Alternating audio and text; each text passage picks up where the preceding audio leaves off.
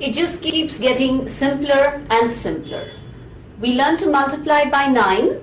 I have 32 into 99. The sutra that I apply is ekanyukena purvena, by one less than the one before. Simply write one less than the number given to you. 32 less 1, 31, and then do your Nikhilam Sutra, which is write the complement of 32. All from 9, last from 10. That is your answer.